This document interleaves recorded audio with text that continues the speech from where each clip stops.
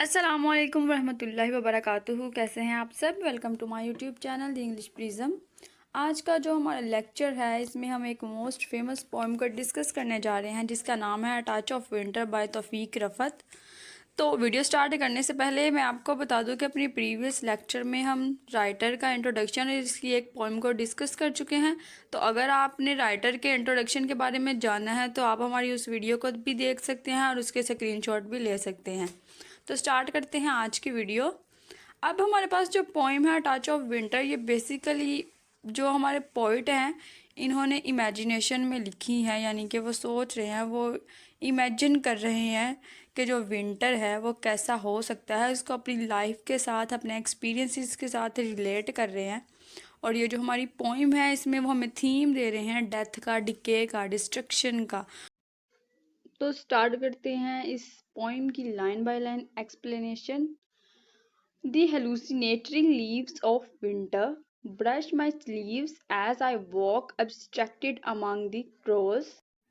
यहाँ पे देखें वो बात कर रहा है कि हेलुसिनेटरी लीव्स ऑफ विंटर, यानी कि विंटर के लीव्स है हमारे पास, यानी कि बहुत ज़्यादा सर्दी है और वो जो सर्दी में पत्ते होते हैं दरख्तों के वो भी जमे हुए हैं। हेलुसिनेशन एक ऐसी कंडीशन है साइकोलॉजी में कि जब इंसान अपने ब्रेन में ऐसी चीज़ें सोच रहा होता है कि जो टेरिफाइंग भी हो सकती हैं, यानी कि एब्रप्ट इमोशंस होते हैं हमारे, वो अपने इमोशंस को कंट्रोल नहीं कर सकता और वो कुछ ऐसी चीज़ों को भी देख सकता है कि जो एग्जिस्ट नहीं कर रही होती, इमेजिनेशन में बहुत दूर चला जाता है। तो वो हमारे पास कंडीशन होती है हेलुसिनेशन की। तो यहाँ पे भी वो हेलुसिनेशन की ही बात कर रहे हैं और कहते हैं कि जो विंटर के लीव्स हैं वो मेरे बाजुओं के ऊपर गिर रहे हैं जैसे मैं गुजर रहा हूँ क्रोज में से। क्रोज यहाँ पे हमारे पास है, ये सिंबल है हमारे पास डिप्रेशन का, सैडनेस का, डेथ का। और कोई भी जो बैड हैपनिंग होती है लिटरेचर में, जो क्रोज है उसको यूज़ किया जाता है, यानी कि किसी भी, अगर हम कोई प्ले पढ़ते हैं उसमें जब कोई कव्वे आती हैं तो हमें पता चल जाता है कि यहाँ पे कोई डिप्रेशन, कोई डेथ या कोई भी बैड हैपनिंग जो है वो होने वाली है।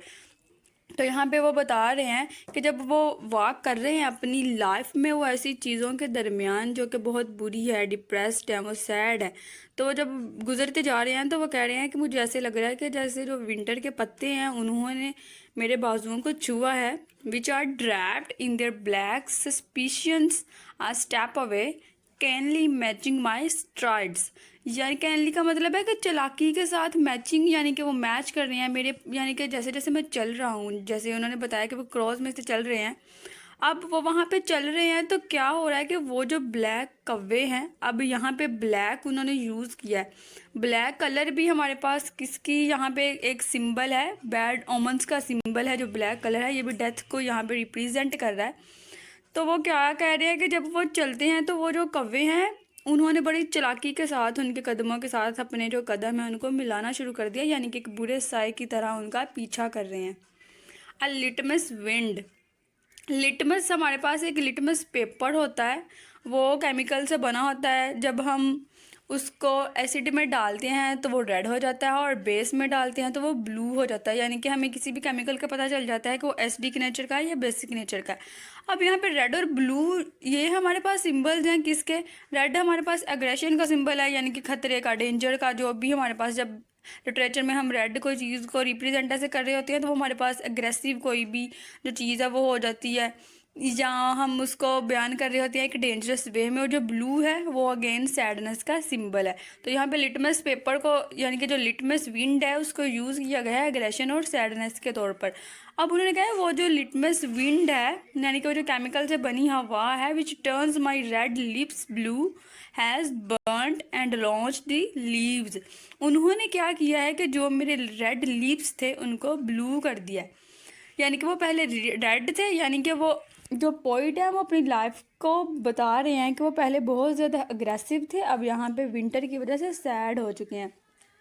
वैसे भी ह्यूमन की एक साइकी है ये कि हम जब पहले हमें बहुत ज़्यादा गुस्सा आता है तो बाद में हम ना थोड़े से सैड हो गए, यानी कि जैसे हम कहते हैं हम ठंडे होकर बैठ गए हैं, यानी कि इंतहाई ज़्यादा गुस्से के बाद इंसान सैड हो जाता है। तो यहाँ पे एक तो वो इस बात को पॉइंट आउट कर रहे हैं और सेकंड बात ये है कि जब कोई इंसान मर रहा होता है, अब जब वो ज़िंदा था तो उसके लिप्स जो थे वो रेड थे, और मरने के बाद जो उसके लिप्स हैं वो क्या हो जाते हैं, ब्लू हो जाते हैं।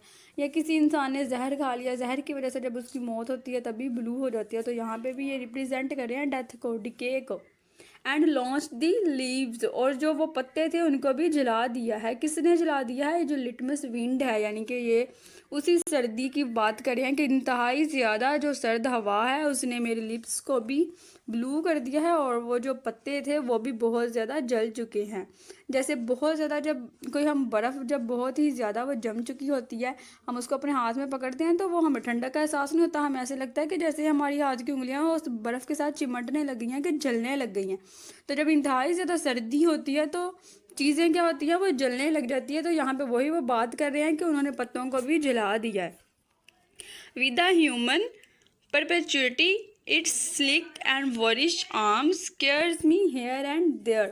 अब वो यहाँ पे बात कर रहे हैं कि जो विंटर है ना वो भी ह्यूमंस की ही तरह है, कि जैसे ह्यूमंस होते हैं क्या करते हैं कि खुद ही यानी कि दूसरे लोगों को तबाह करने लग जाती है। तो वो विंटर भी यही वो कह रहे हैं कि जो विंटर है वो भी ऐसे लोगों को तबाह कर रहा है, उन लोगों को बर्बाद कर रहा है, कि जैसे एक इंसान दूसरे इंसान को बर्बाद करने लग जाता है, उसके पीछे पड़ जाता है। तो यहाँ पे ये जो हमारे पास वर्ड है इसका मतलब है क्लेवर, यानी कि वो भी इंसानी जो कैरेक्टरिस्टिक हैं वो उसमें पाए जा रहे हैं विंटर में। अब वो इंतहाई चालाकी के साथ क्या कर रहा है, वो लोगों को यानी कि दूसरी जो उसकी चीज़ें नेचर को तबाह बर्बाद करना उसने शुरू कर दिया है। Now the ground Burns with the littered 5 pointed glory of the maple.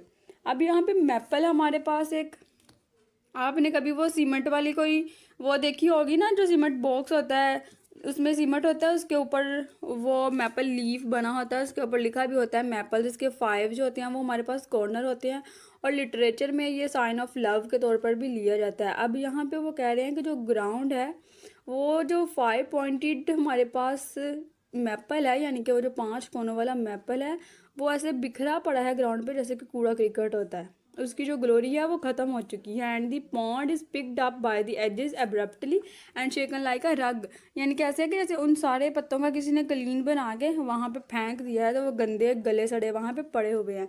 यहाँ पे इन्होंने मैपल के लीफ को यूज़ किया है एज अ लव साइन के तौर पर। तो अब वो यहाँ पे कह रहे हैं कि जो मोहब्बत है वो भी एग्जिस्ट नहीं करती, हर चीज़ ख़त्म हो गई है और सब हर तरफ क्या है, डस्ट ही डस्ट है। नेक्स्ट हमारे पास है such alchemy as the time and my mood commands recurs each day. अब यहाँ पे अल्केमी हमारे पास क्या है, वही जो हम बात पीछे करके आए हैं कि वही जो केमिकल वाली विंड थी, बहुत ही ज़्यादा सर्द विंड थी, वो कह रहे हैं कि उसने मेरे मूड को और ज़्यादा ख़राब कर दिया है और दिन ब दिन ख़राब ही होता जा रहा है। Impatient for the cooked knock if I could revive that earlier burning against a cold। अब यहाँ पे वो कह रहे हैं कि मैं इम्पेशेंट हूँ, किसके लिए, कि कोई ऐसी दस्तक आए, यानी कि कोई ऐसी चीज़ आए जो कि मेरे जितने भी पुराने दिन थे उसको रिवाइव कर दे, यानी कि जितनी भी ये डिके हो चुका है, जितनी डिस्ट्रक्शन हो चुकी है उसको शुरू से वो क्या करें, वो उसको ले आए, उसको दोबारा से हम स्टार्ट करें, यानी कि उसको रिवाइव कर दे। जैसे कि अगर कोई इंसान ओल्ड है तो वो उसकी जवानी को रिवाइव कर दे। और पोइट जैसे वो अपनी बात कर रहे हैं कि अगर जो उनकी जितनी एबिलिटीज़ हैं लिखने की, जैसे हम कहते हैं कि उसकी एबिलिटीज़ के ऊपर बर्फ़ जम चुकी है, यानी कि उसमें इतनी ज़्यादा अट्रैक्शन नहीं रही, तो यानी कि वो कह रहे हैं कि कोई ऐसा नोक हो कि वो सारी चीज़ें अब दोबारा रिवाइव हो जाए, इसे जितनी भी सर्दी है उसके खिलाफ। Background against a cold background while the wind catapults its birds. अब वो कह रहे हैं कि ये जो इंतहाई ज़्यादा सर्दी है इसने जो परिंदे हैं उसको भी अपनी लपेट में ले लिया है, यानी कि वो जो कौवे, हम कौवों की बात कर रहे थे, अब वो कह रहे हैं कि उनको भी उसने अपनी लपेट में ले लिया है, कि हर चीज़ के ऊपर बर्फ़ जम चुकी है, हर चीज़ क्या हो रही है, ख़राब होती जा रही है, उसकी डिस्ट्रक्शन का टाइम पीरियड जो है वो बिल्कुल उसके सर पर है। And momently prolong the present one, the smoke and tang of it with an। अब यहाँ पे वो बात कर रहे हैं कि अब ये जो लम्हे हैं, यानी कि अब ये जो टाइम है, जो डिके का टाइम है, डिस्ट्रक्शन का टाइम है, अब वो प्रोलोंग होता जा रहा है, यानी कि अब वो भी लंबा होता जा रहा है।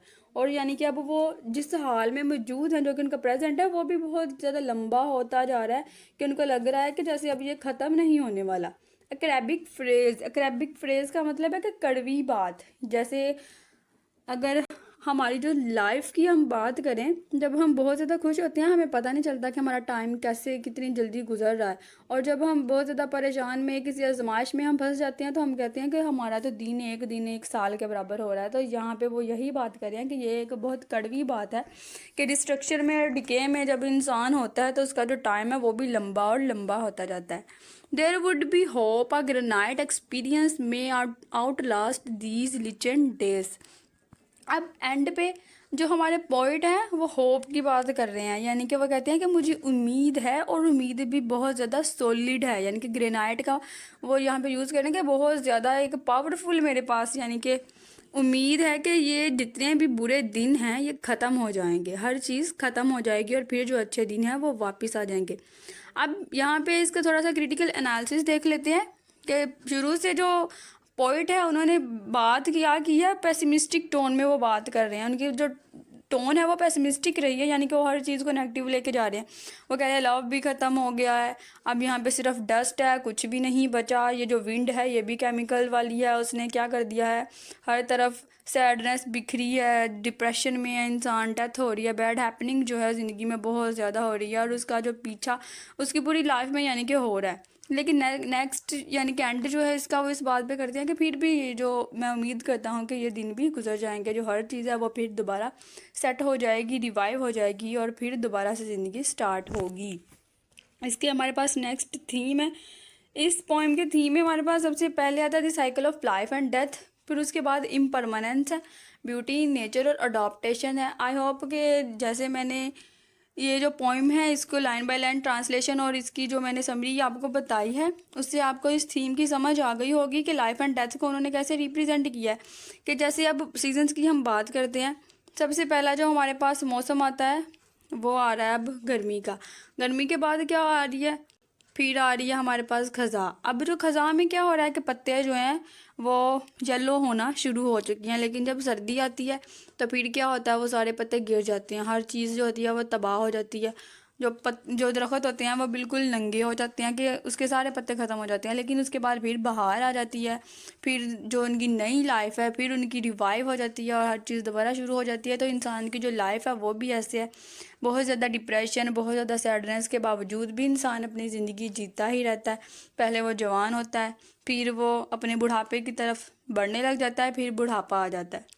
तो ये लाइफ और डेथ को रिप्रेजेंट कर रहा है, इनपरमानेंस की बात कर रहा है कि हर चीज़ जो है उसके ऊपर डिस्ट्रक्शन का टाइम पीरियड आएगा, डिके आएगा, तो उसको फेस करने की इंसान में हिम्मत होनी चाहिए और वो क्या करे कि अच्छे की उसके पास उम्मीद भी होनी चाहिए कि जो हर टाइम है ये भी टाइम हर टाइम की तरह ये टाइम जो है वो भी गुजर जाएगा और नेक्स्ट जो है हमारे लिए बेहतर ही होगा।